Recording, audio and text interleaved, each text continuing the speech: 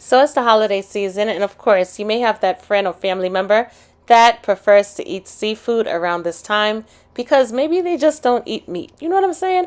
No worries, your girl Cooking with Tammy has you covered. I'm going to show you how to make a delicious salmon dinner that anyone would definitely enjoy. So without further ado, let's get to cooking. Here's the ingredients for today's recipe.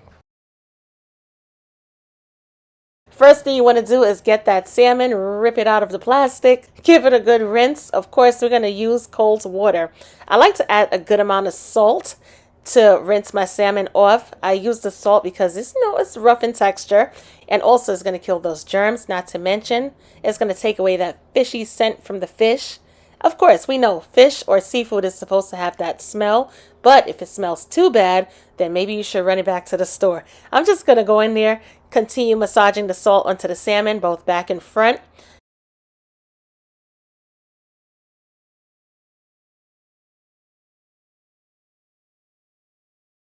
Rinse it off really good with some cold water. And the reason why I say that is because unless you want to cook the seafood before you get it in the pan, then definitely use cold water.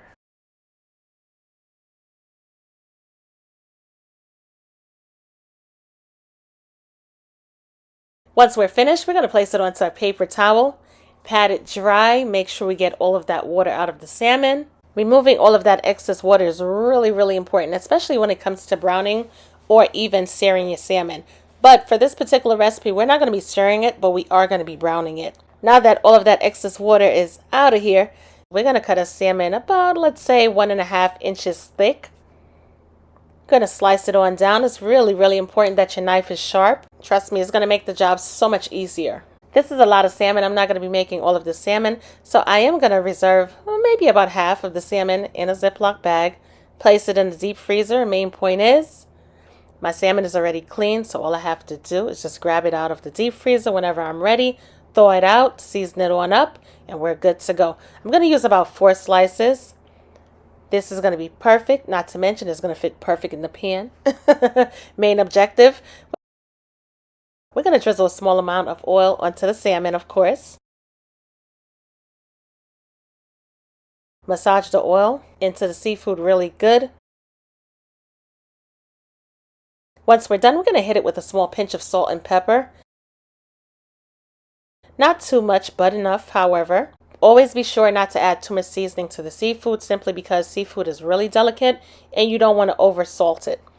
I'm also going to go in with my seafood seasoning, of course. If you don't have the seafood seasoning, no worries. Using the salt and pepper should be good enough. However, if you do use my Cooking with Tammy seafood seasoning, use a small amount because a small amount goes a far way.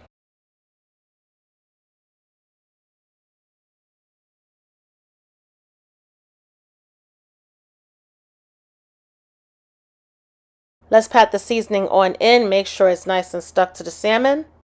And that's the great thing about adding the oil. It's going to allow the seasoning to stick to the seafood, which is perfect. Once we're done, we're going to flip the salmon on over and we're going to repeat the same process. Just a small drizzle of oil once again. Hit it off with a little pinch of salt and pepper. Once you're done, you're going to hit it off with Cooking with Tammy's seafood seasoning. Remember what I said, if you don't have the Cooking with Tammy's seafood seasoning, not a problem. Salt and pepper would work perfectly fine. Pat that seasoning on in once again. And in the meanwhile, our cast iron skillet should be heating up. Let's add some oil to the pan. Once the pan is nice and hot, we're going to add our salmon fillets.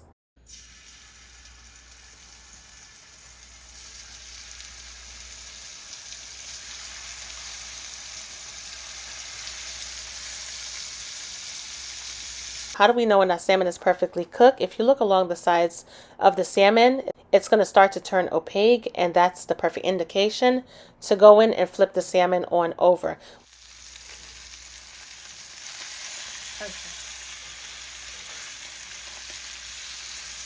We're going to allow the salmon to brown on the other side as well.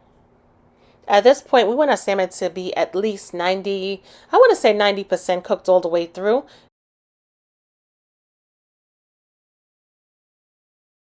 We're going to remove the salmon, set it onto a plate, and reserve it for later. Check it on out. Our salmon is absolutely beautiful. I know you're probably tempted at this point to like go in there and dig in there and eat the salmon.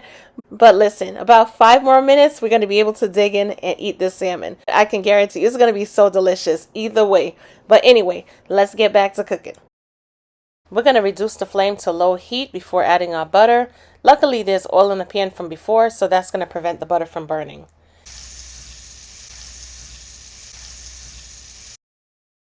We're going to add some maple syrup.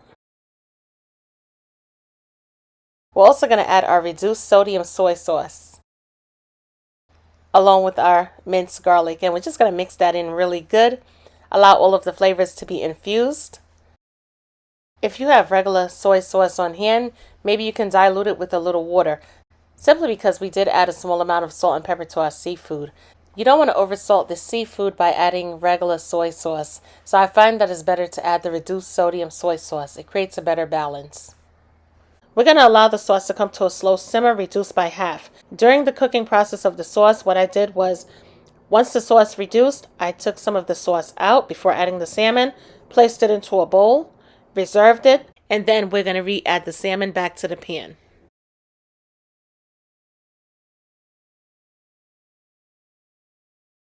Because I want cooking to be a 1, 2, 3 breeze, I'm going to hit you with the tips and the facts. Now, as most of us know, cast iron skillets are extremely heavy, especially if you're using a large size cast iron skillet. So my advice to you would be to remove some of the reduced sauce, place it into a bowl, rather than trying to literally tilt the heavy cast iron skillet in order to glaze the salmon.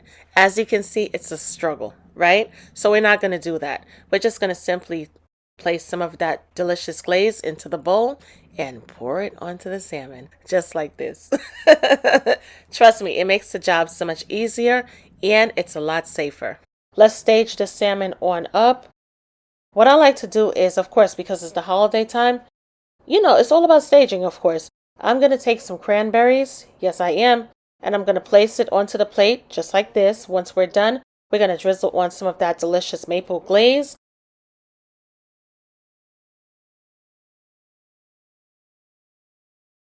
Hypothetically speaking, let's say it's the last minute and you don't have maple syrup on hand. No worries, you can substitute using original syrup or even honey. Either one of those two should work out perfectly fine. It's taste test time. And let's see what's going on over here. Check it on out. The salmon is cooked perfectly. Ooh, this is good. Let's get some of that delicious sauce. The absolute best. The absolute best flavors in the world. You hear me? Definitely give this recipe a try. It's going to be so worth it. Oh my goodness. It's so delicious, guys. Not to mention, yeah, you see the cranberries. The cranberries were for staging. They're not cooked. They're obviously raw. However, if you want to honestly incorporate some cranberries with this delicious maple glazed salmon, you can. All you simply have to do is boil the berries, or should I say the cranberries, in a little bit of sugar, water and sugar, until they're softened to your desired preference, and add the cranberries to the salmon as well, and it's going to be so delightful.